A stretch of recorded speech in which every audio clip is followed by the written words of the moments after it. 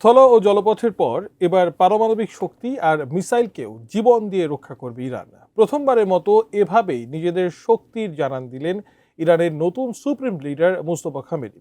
Donald Trump যখন white হাউসে বসে ইরানকে অবরোধ দিয়ে একের পর এক চুক্তির প্রস্তাব দিচ্ছেন, ঠিক তখনই তেহরান থেকে এলো এই আপোষহীন ঘোষণা। বিস্তারিত জানাচ্ছেন তৌফিকুল আশিক।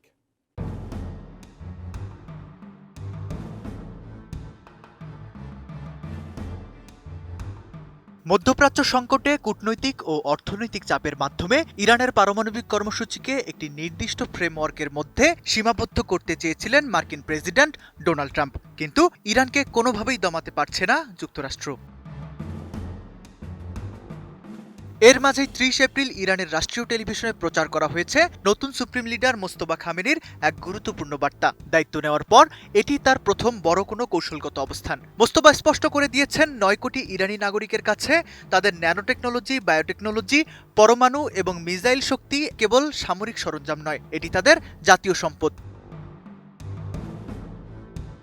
ইরানের পারমাণবিক সক্ষমতা সীমিত করার ইচ্ছার মাঝে মোস্তফা খামেনির এই বার্তা ট্রাম্পের আশায় এক বড় ধাক্কা। খামেনি সরাসরি বলেছেন, নিজেদের জল, স্থল আর আকাশ সীমাকে ইরান যেভাবে আগলে রাখে, পরমাণু আর মিসাইল শক্তিকে ঠিক সেভাবেই রক্ষা করা হবে। অর্থাৎ কোনো ধরনের চুক্তির দোহাই দিয়ে তেহরানের এই জাতীয় সম্পদ সীমিত করা সম্ভব নয়। বেশি বেশি গোল্ড কিনে হাফ গ্রাম গোল্ড বার জিতে নিন প্রতিদিন।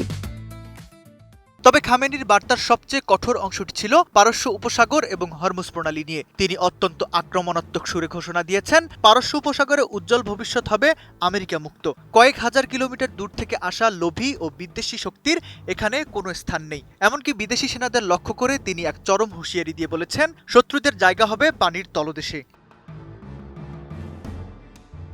হরমুজ প্রণালী নিয়ন্ত্রণ নিয়ে বর্তমানে যে অস্থিরতা চলছে তাকেও বৈধতা দিয়েছেন নতুন সুপ্রিম লিডার। তিনি দাবি করেছেন, হরমুজ প্রণালীতে ইরান যে নতুন ব্যবস্থাপনা বা নিয়ন্ত্রণ প্রতিষ্ঠা করেছে তা আসলে এই অঞ্চলে শান্তি ও অর্থনৈতিক সমৃদ্ধি বয়ে আনবে। এই বক্তব্যে এটাই ইঙ্গিত দেয় যে সাগরে মার্কিন নৌ অবরোধের বিপরীতে ইরান আরও কঠোর ও সুসংগঠিত পদক্ষেপ নিতে যাচ্ছে।